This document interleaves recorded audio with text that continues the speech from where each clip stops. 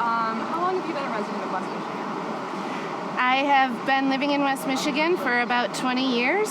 I'm a transplant from the Metro Detroit area. I fell in love with West Michigan after I finished college and decided to make a home here in Grand Rapids. What do you love about it here? I love access to the water.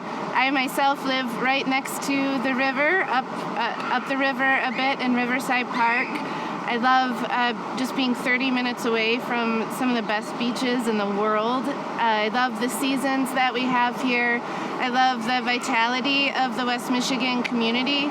I love the way we fix it ourselves.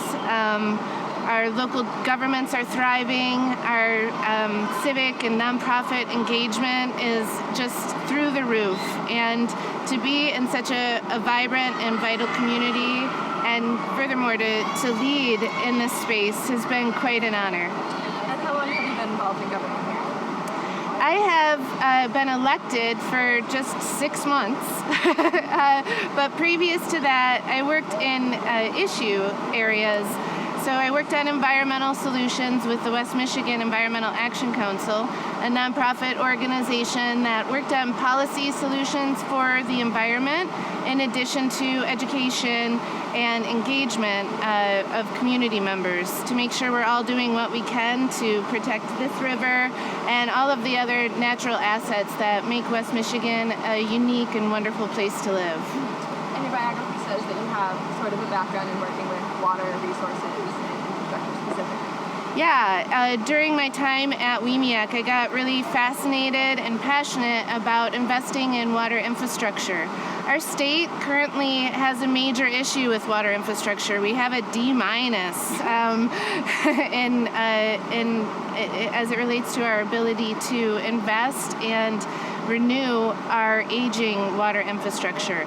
We're seeing the impacts of that and the outcomes in really terrifying ways. People in the city of Detroit and the city of Flint, now, their access to clean and affordable water is questionable because of failing infrastructure. We also see major stormwater events as climate change unfolds in front of us. We have to do more to innovate and become resilient, and water infrastructure is a huge piece of that. So I've taken my skill sets and talents in planning and finance and fundraising and brought them to municipalities, not just here in West Michigan, but also on the West Coast, to help them accelerate their ability to invest in water infrastructure. And in the last several years, the Grand River has been an example of that. Can you talk a little bit about either the importance of the Grand River to the city of Grand Rapids in your view, or the positive things that you're seeing happening with it that you're excited about? 30 years ago, the city of Grand Rapids embarked in combined sewer overflow separation.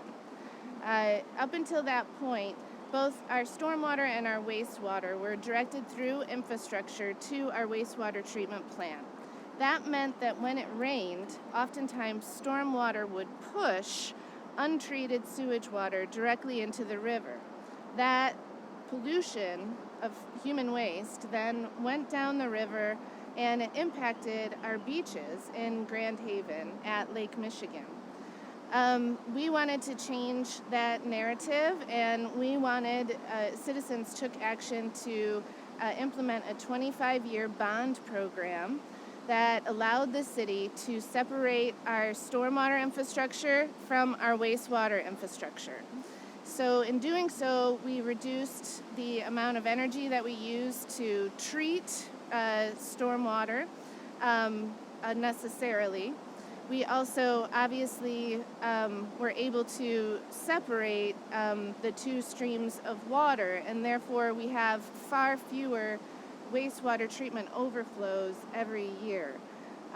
There are still very occasional overflow events during major storm events, but they are typically what we call tertiarily treated water.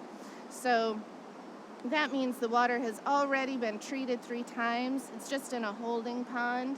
So now, even when there is a very extreme event, like we saw in 2013, for instance, we don't have any major pollution outbreaks as a result of the city's wastewater treatment center. So then, that work really meant digging up roads throughout the city to replace our water infrastructure. We still have aging stormwater infrastructure that needs to be replaced, and the city has done quite a bit of work to be in position to finance those investments over the next several years. All of that to say that we really have made a world-class investment in protecting this river, and that has set us up for a really amazing recreational future here in Grand Rapids. So we, as a community, after largely completing the CSO separation, we started to talk and to build a vision around what could happen here downtown. And some great folks at Grand Rapids Whitewater have a vision to create a recreational facility here that will restore the waves in the river, restore the river bottom in order to really make the rapids happen again. Right now, we're Grand Rapids, but we don't have any rapids. In a few years, we all hope to bring the rapids back to the city. And with that comes a lot of fun opportunities for people to play on the water. We are preparing to make very significant investments in places like this. We're in Anaboan Park downtown. But the city has a vision to create play and recreational spaces up and down the river, as far north as Ann Street and south of us as well. This is really, I think, the hub of the economic engine of the next few decades for the city. And really, when you look at that arc of work 30 years ago, starting with CSO separation to the moment when we, cut the ribbon and the first paddles experience a newly restored set of rapids, we're looking at a powerful generation of work that will be provided to young people in the future and will really be a very compelling story about this river's renewal. I was wondering the direction here is if you could just give us as much political insight about how the waterway came about, or if you've heard anything from the community, any support or whatever. Okay. That's kind of what those questions are about. Okay. All right. Sam. Great. Sam, you start it. Oh, okay. You want to give me a clap again? Yeah, sure. Anybody want to clap? Everybody clap. Okay. So, thank you for sharing with us. There's obviously a lot of progress that's been made on the waterways, and a lot of progress will continue. In your view, does the Grand River Waterway project, or the dredging project rather, fit into that progress? The dredging project has been fascinating to watch unfold. It is largely motivated by a small group of people. A gentleman who owns some properties on the river south of this location, who sees opportunities to really piggyback on the recreation we want to support here, but make gains in other parts of the river corridor. Dredging the river is really the antithesis of what we are trying to do here in restoring the river ecosystems. Dredging the river will have significant impacts on the ecosystem, on the species that are in the river, and then the activities that it will draw, larger, big 40-foot and larger boats moving up and down the river. Those will have impacts along the way as well. So when you think about a large boat moving through a body of water, you know that it makes a wake. We have very fragile riparian areas up and down the river corridor, and particularly south of here, as you get closer to the river's mouth and Lake Michigan, The land there has largely been protected and undeveloped over all these years. So what we have there are very beautiful and amazing and fragile wildflowers, habitat that hasn't been disrupted for many, many years. Wakes will disrupt that habitat and will begin to erode the edges, the banks. So we'll actually lose land and create a stratified river. Water will heat up, and that will fundamentally impact the ecosystems that the river supports. So dredging the river is not part of the vision that's been created by the folks of Grand Rapids, and I would say the entire region is really watching this project and participating in it and trying to understand their role in it. This would be, imagine 2 steps forward and, in 3 giant steps backwards for the health of the river and the ecosystems. That's what we would be looking at. And as far as the causes of the river go, the dredging is currently stalled. It's not complete. Yes. That's right. Well, I mean, it's subjective at this point.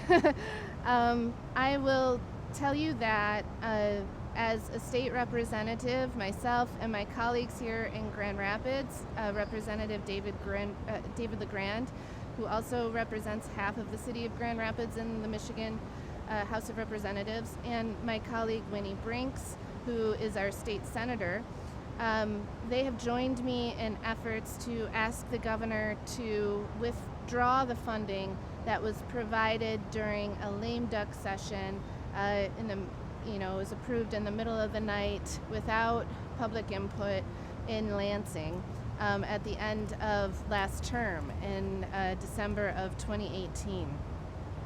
The proponents of the project had a very important ally in then Senator Majority Leader Arlen Meekoff. And he was able to just make a $2 million contribution happen. He had already previously invested $1.15 million in the project, and before that there was an exploratory investment of a couple $100,000.